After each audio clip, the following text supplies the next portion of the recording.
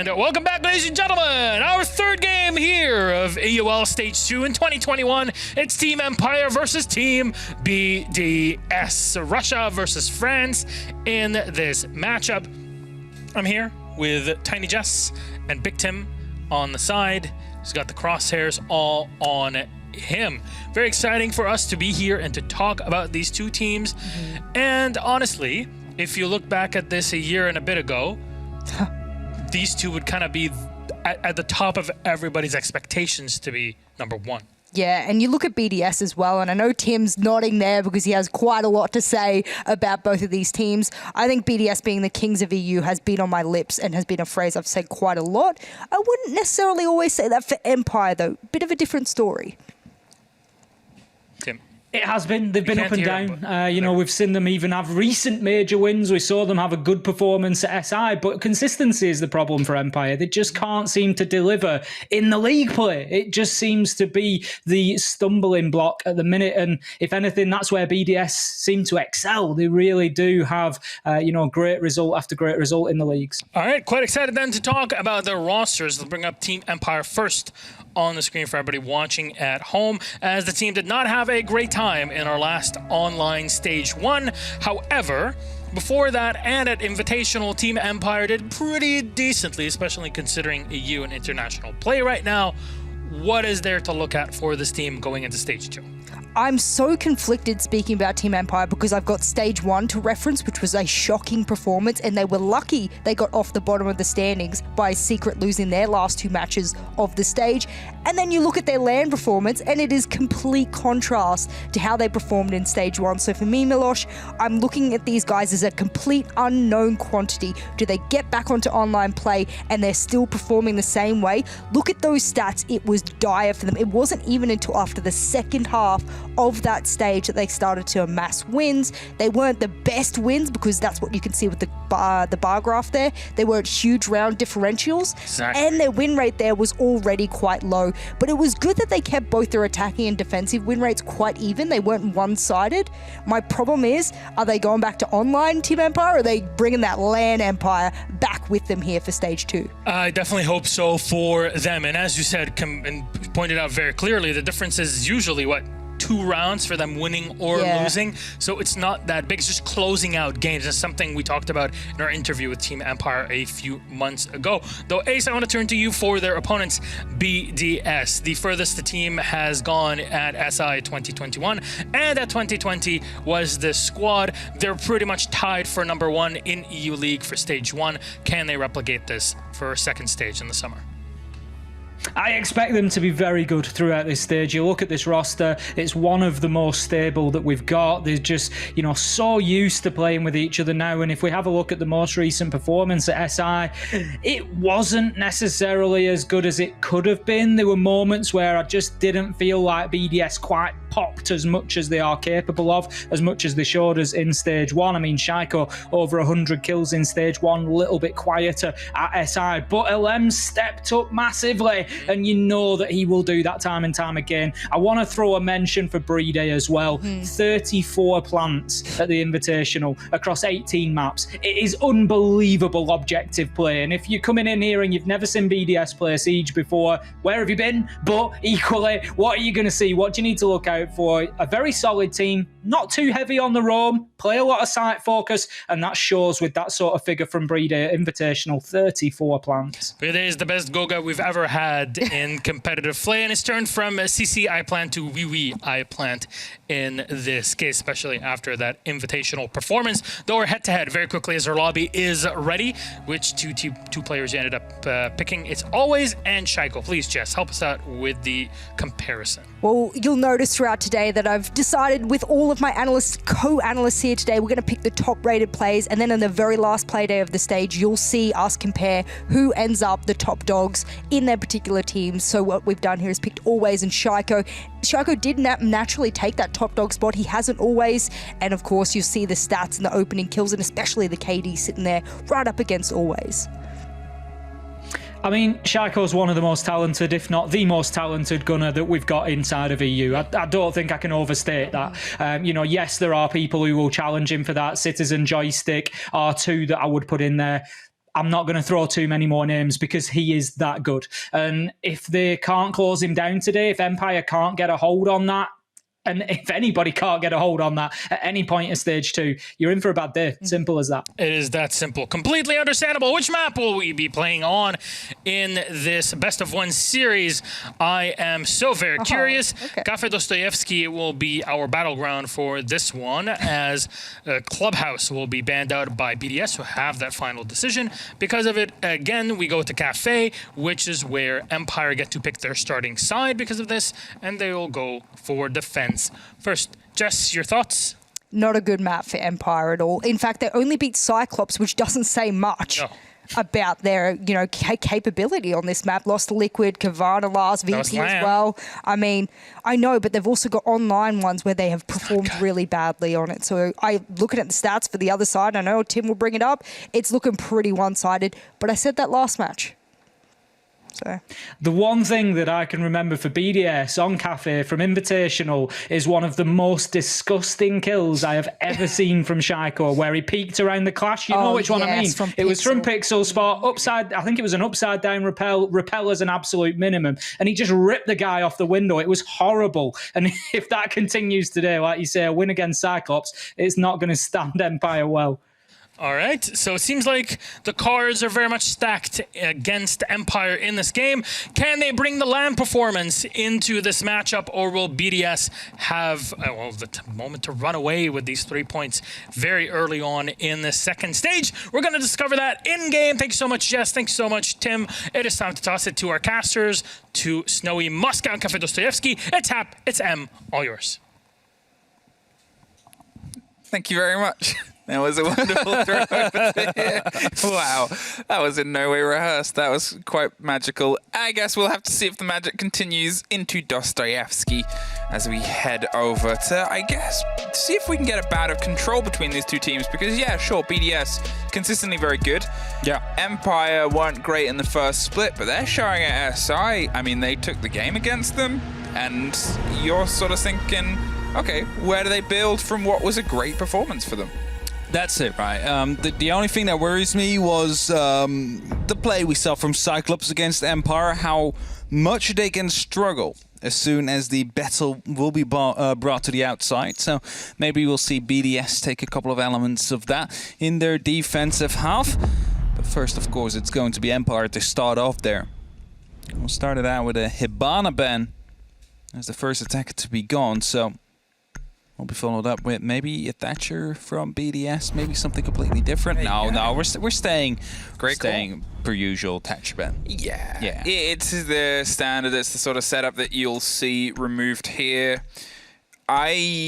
So far, I think on this region, I still have curiosities, and this is sort of half unrelated to the ban phase right now of Flores, because we haven't really seen, I think, any use at all today. Yeah, was there any use in the previous map? I don't recall. Not that I recall. No. Arena's gone though.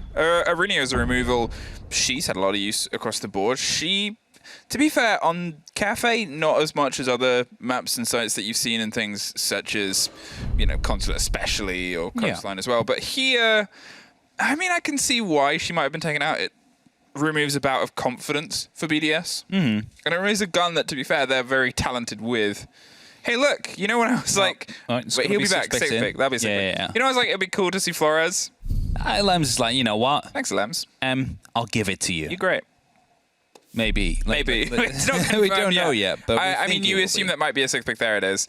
Sort of discussion in the balance. Goya was another one that I was sort of expecting to see a fair bit of, especially on that top floor, is the extension of Goya shields. You'll see him removed quite a lot because there'll be a shield on Pixel, and then often there's a shield inside the vault in the death center by the freezer, and then maybe bathroom as well. Yeah, like you can put one in the bathroom. It gives you, it's almost like it's Attack on Titan. There's 3 walls that you fall through, and you hit the first one on Pixel, and then you'll fall back and be like, to the next wall, and then that one falls. And you fall even further back. Yeah, but it's a consistent bout of utility that has to be wasted from the attackers to get rid of those. That, to be fair, Flores might work well against.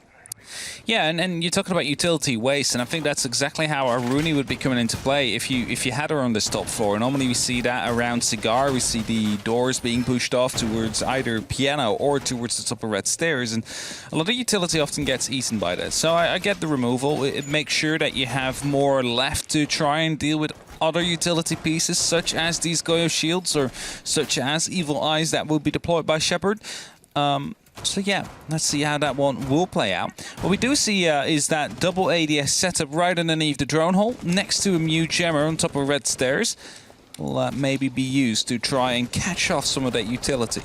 It puts you in a very sort of locked-in position there. Cafe is a big battle around this top of red, and then swinging your way on the backside. We have seen BDS diversify their pushes somewhat. Sometimes they'll go with that extension onto the flat eastern front, which is very thin. It's tough to offer yourself too much support from it. So if you do find yourself under a lot of pressure from the jump out on white window or from the potential of the sort of Christmas doorway, it's dangerous. Here, though, it's pretty standard. They have the cover, obviously, on that garage run out. They've made sure they have that safety. The burn of those discs gives them a little bit more of an idea, but as that door gets popped open, Scythe is just sort of giving them food for thought.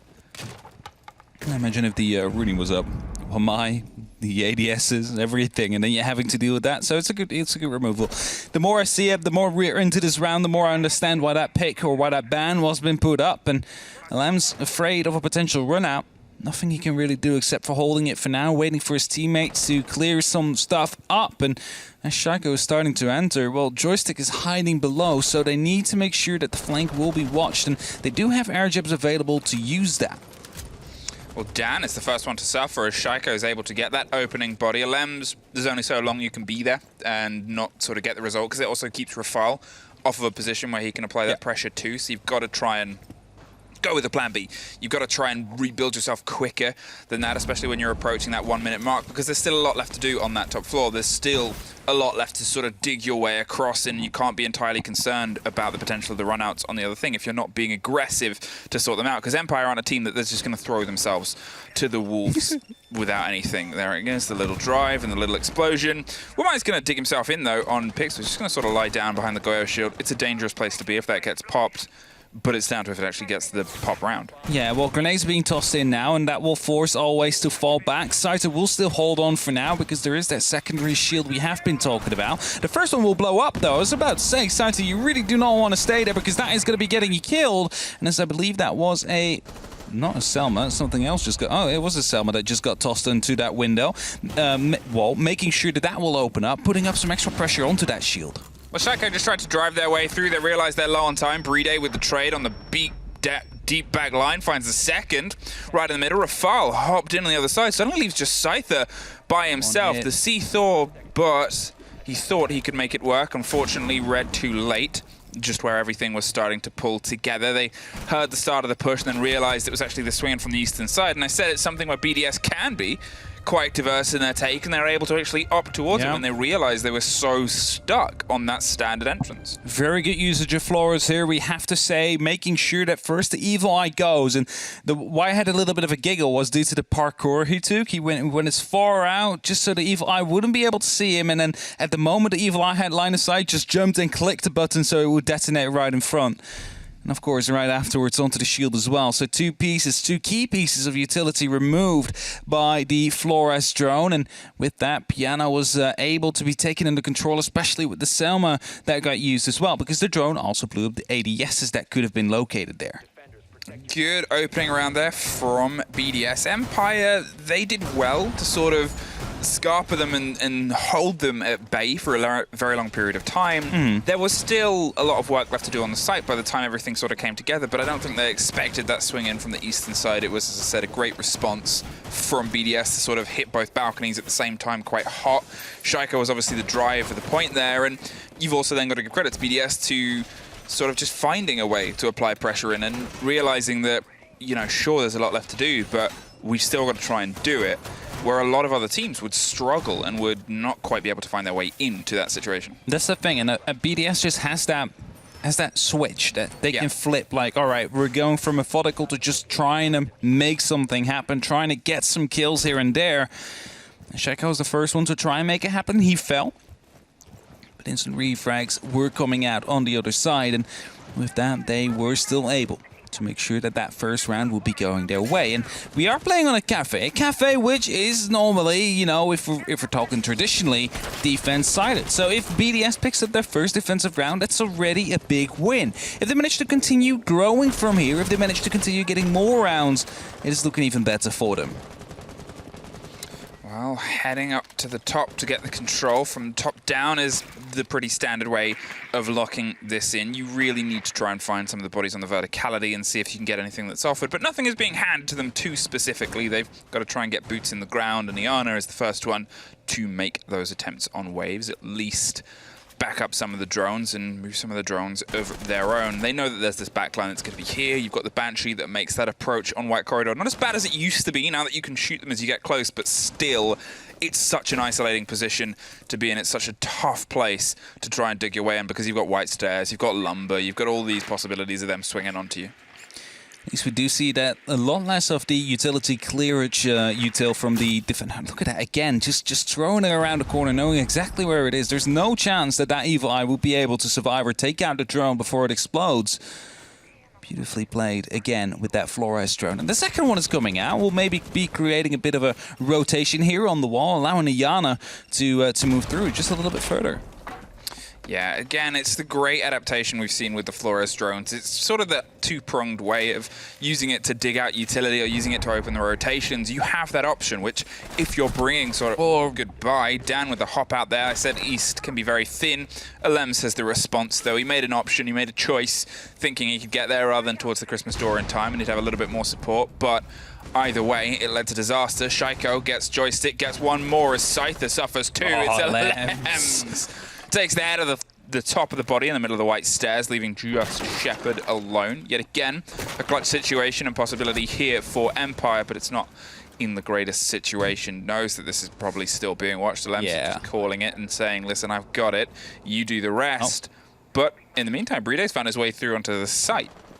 And trying to get that plan down, and Shaiko, of course, there with the cover. The Selma had opened up before, and with now all you need to do is hold the angle, because they knew he didn't go up, so he must have still been on the stairs because it was being watched. And as a result, BDS with a very nice second round. And I'm very impressed by BDS right now. This is looking very clinical, these two rounds we have seen. I mean, it's great that we get to watch them in our region. Because they're so consistently good. They're almost a meter and a metric for how the rest of the region are the bar. up. They are the bar. They've been the bar for a long time now. They've been able to sort of drive themselves into this situation where consistently, and it's one of the things that's said about BDS as a team, is they're all so good at what they do. Yeah.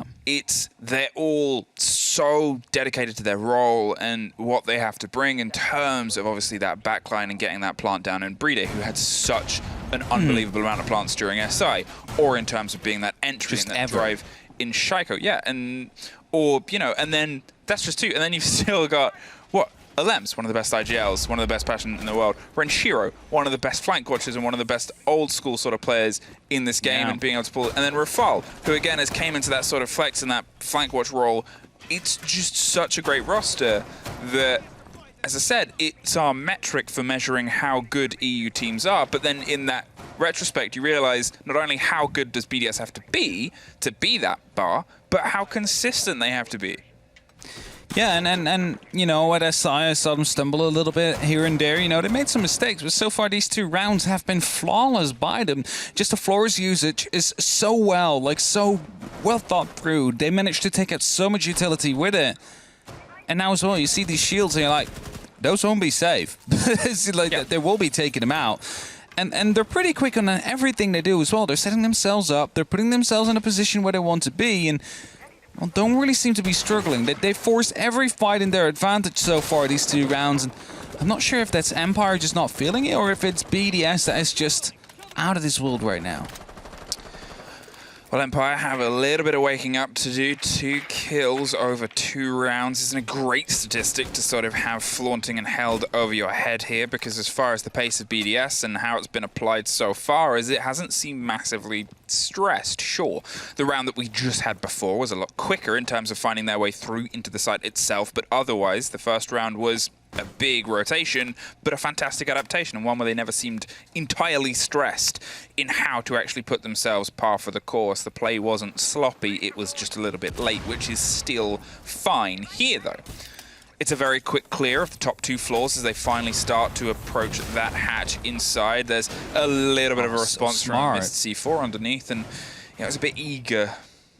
A bit eager indeed, and right now just the rotations coming through. There is no more C4s left in Empire. They do have a couple of Yokais though they can try and use, and if a lot of the verticalities being opened up, the pressure will be on as well, and they will no doubt on BDS, and well, their job now will be to try and clear out as much of the utility as they can, to clear out these anchor positions where the Empire players will be sitting. Now, with everything opened up, Renshiro will be covering off the top floor, will be covering off the rotations into safe ground. And if you then get these Flores drones in, as Alems is now going to be deploying, they will be walking back right into your crosshair at some point, and you're just going to be able to pick up the kill for free in that case.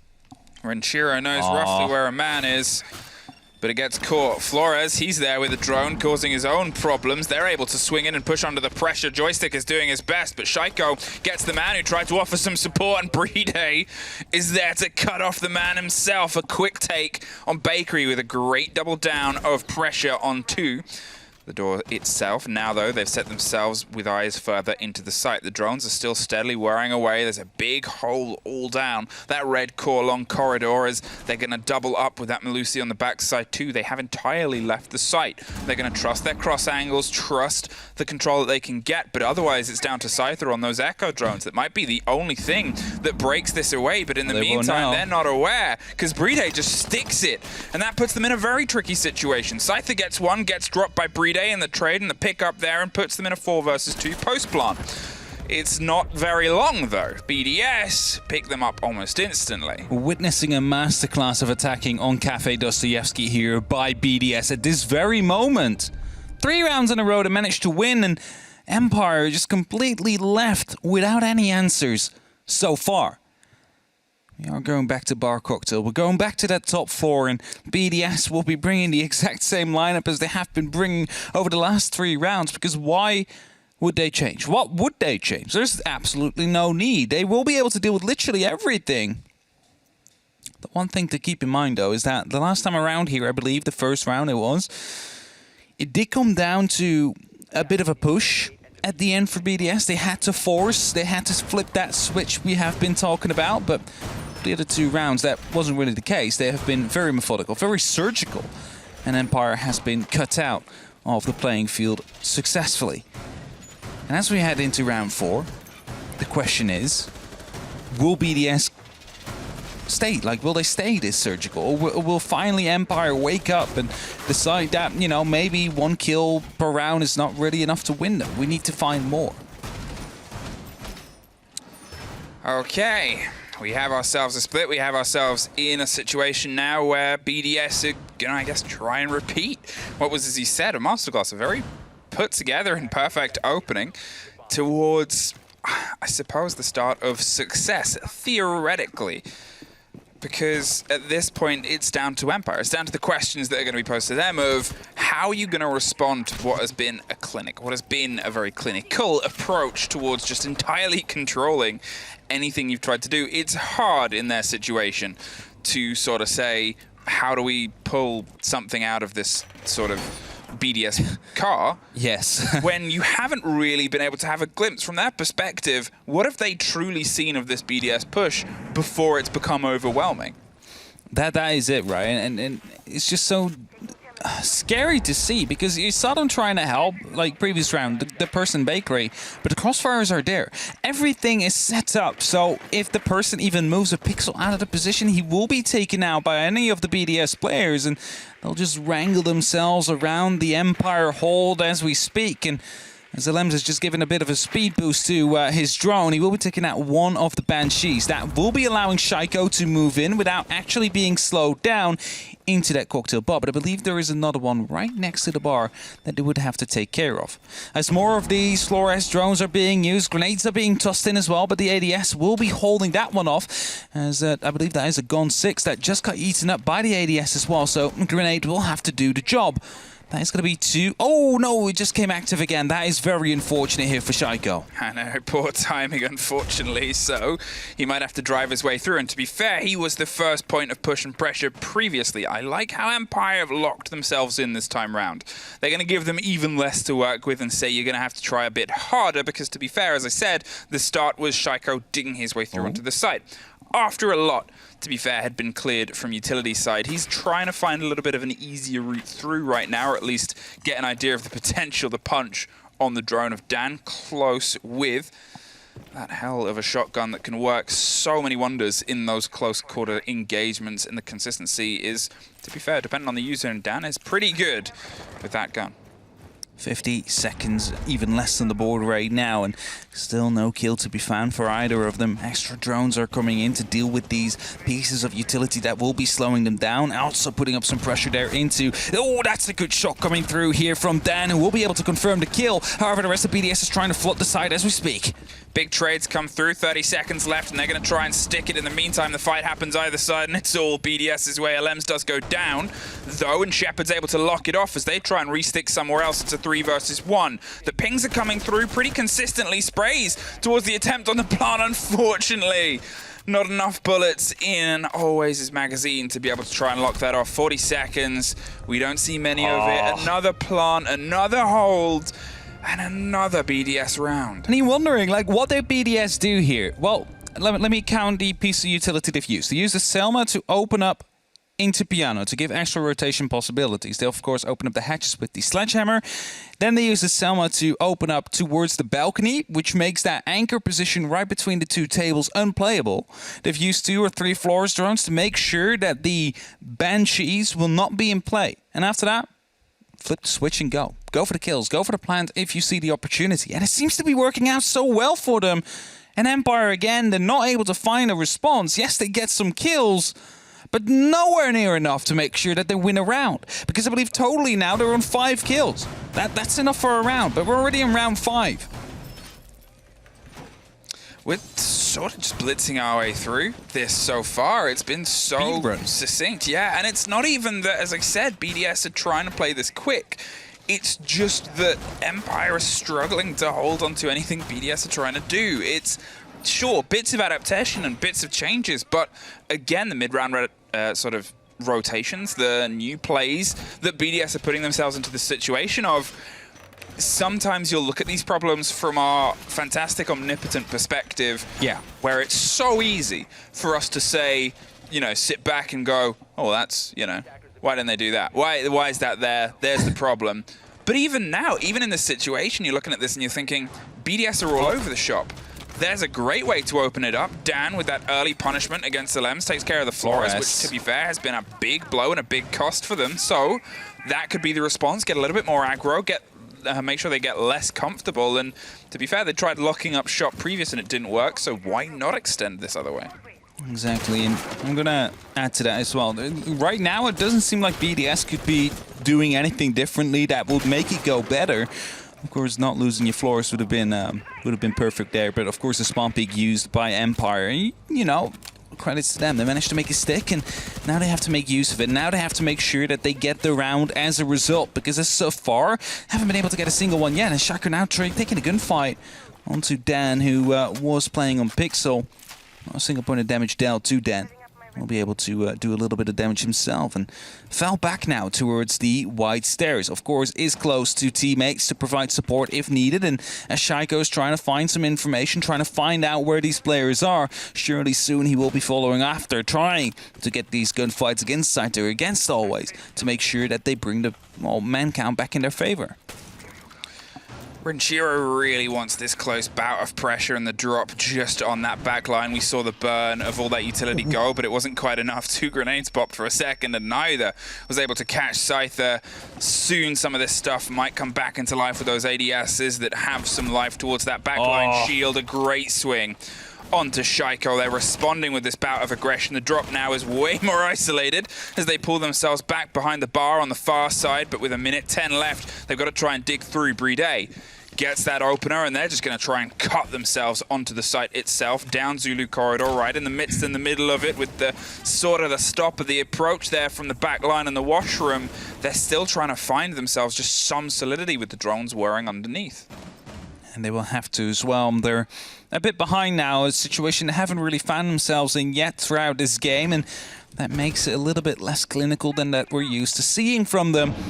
But it doesn't mean that it's not salvageable, because Renshiro, if he manages to find the kill here on the top floor, suddenly there's a lot of control in the hands of BDS, and as Rafale drops, so he needs to find a little bit more than that, as Renshiro now goes aggressive, able to find one, needs to find 3 more, however, together with Playday. If they want to be able to pick up this round, and while they have a breach, they just need to find a way to go for a plant safely. There it is. There is a bit of a loose potential catch there. The pings will come through. Just saw the end of the barrel of the gun, but not much time. Renshiro is able to find Always and pull them out 10 seconds. They're able to start digging themselves onto Reading itself. Going to look for the fight on Pillars. Shepard is that close line. Playday gets one. There's the response. Oh, no way, Playday! Hopped in the backside, took the first, and they tried to escape out the door in time, but what a play from Playday. I don't know why, but I don't feel nervous when I see BDS in a situation like this after we saw the previous 4 rounds. Yes, they're 2 men behind at some point, but you're like, the way that they're playing, there's no panic in this play. I don't know if you realize it, but they're calm, collected, they're very confident. They're like, if we lose a round, we'll lose a round, but we'll just keep on playing like we normally do. We play like ourselves, and you don't see the panic in their flicks. They know exactly where these players are. They cut off the angle 1, they go up for the second, then of course, well, someone drops, he tries to run for it, but Playday is already in the position where he can make sure that he can go for that refrag. The plan was never to plant in that round. It was to make sure that those kills would go their way, and BDS able to win round number 5 even after being 2 men behind. And here we see a couple of these replays. Renshiro, the first important kill. And after that, the beautiful headshot that was maybe a little bit more difficult to hit than he would have hoped, because he saw it, had to shoot a couple of times, but eventually got it. And that definitely gave them an opportunity to fight back, because suddenly no more pressure from above. All you need to do is clear the site. It's tough for Empire. That's the first time I would say we've really seen BDS sweat when a round has sort of been pulled away from them. They came to the end of it. They were able to find success, obviously, with some big plays and big clutches and rotations, but at the same time, Empire, they've got to be able to try and take something away from that. Because to be fair, the first 4 rounds, they were able to take pretty much nothing away from it. So to see some of that growth is hopefully a good sign. At the same time, it's 5-0. They have one chance to offer themselves a little bit of a buffer before they head to their attack on Cafe. You really do not want to go into this with a 6-0 against the BDS that is playing like this currently, and then yourself having to go over to the attack. Now, even with the floors being taken care of, an operator that we have been praising so much because BDS have been using him into perfection, you can almost say. Even then, they managed to open up what was necessary, create the openings and create the gaps to find themselves successful. And BDS now doesn't spot the Valkyrie camera there, it just goes active. That is going to be key for a potential... No, didn't even spot it, neither of them did. So surely that big blue circle would have been giving it away.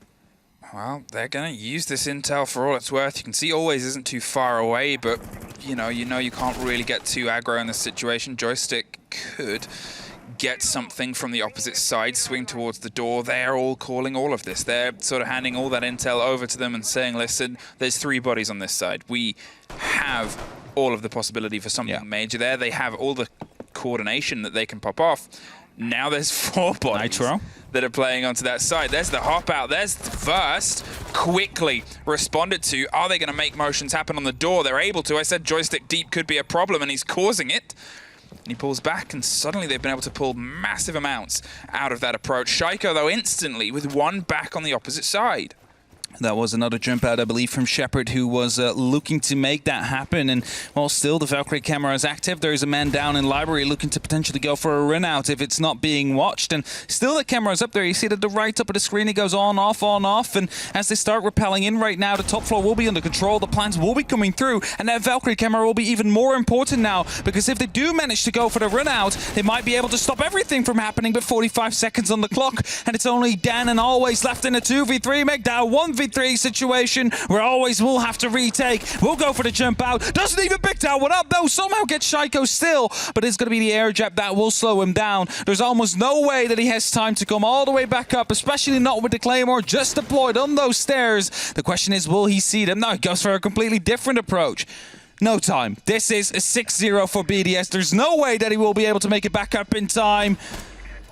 And man, even with that Valkyrie cam, even with so much information going, no way you just did that there for that team kill.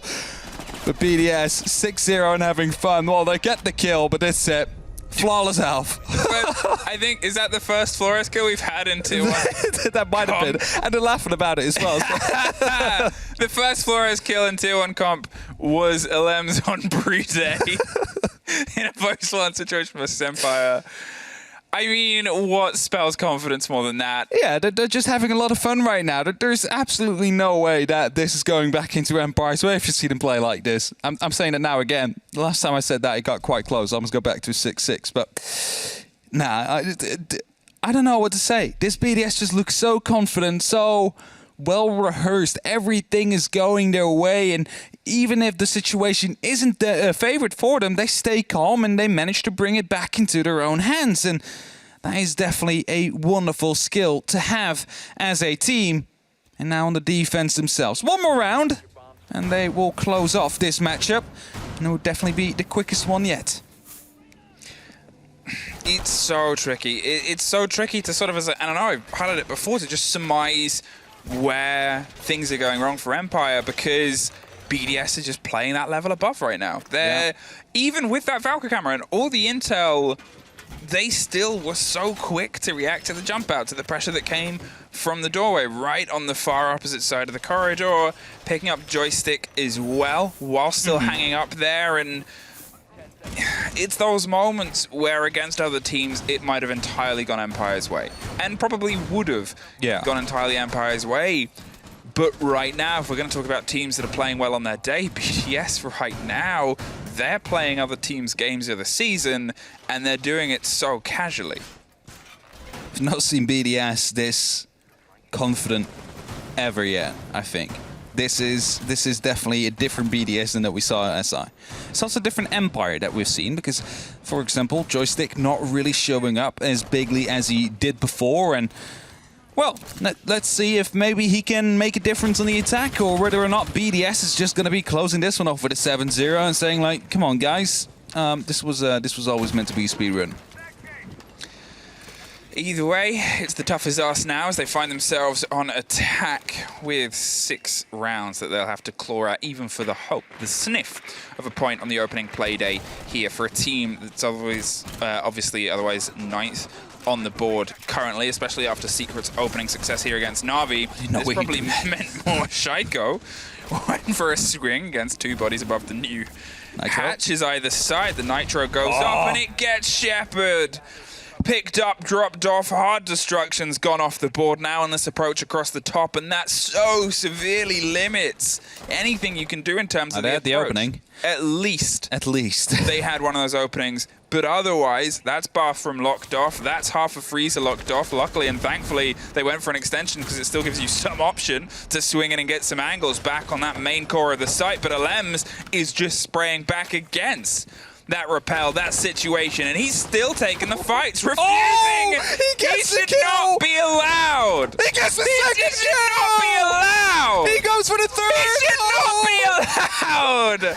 Any of them to pull off these plays. Finally, they find a body. Always has a minute, and it is that most isolating minute. This is going to be a very long 60 seconds here for Always, and the thing is, he has to clutch it. There's no time. You cannot take a time out now. You cannot use like, all right, guys, we'll take this minute to talk and see what we can do better. No, he needs to win this. So they need to talk whilst winning this round. And while grenades will be used, but just deal a little bit of damage up to Shaiko. And first needs to recover that diffuser. Shaiko's around the corner. Is he going to be able to find him, or will he be found himself? It's going to be the end of it. Shaiko gets that final kill. A 7-0 clean sweep from BDS in, I dare to say, some of the best Siege we have ever seen from them. I mean, it's hard to disagree. And I think that's the sad fact, but also a little bit to take away here for Empire, is that I think a result would have been similar against pretty much any of the other teams at the minute by just how well BDS were playing. Yeah. It wasn't that Empire had a really rubbish day or threw things away or couldn't connect with things. That's the thing. It's just BDS connected everything. It wasn't them making big mistakes that led to their not at the downfall. slightest. It was BDS literally having every single angle covered, every single push covered, every single run, everything was taken account for by BDS.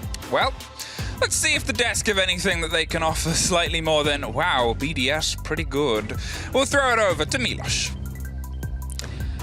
I'm usually the wrong person to throw to when it comes to analysis.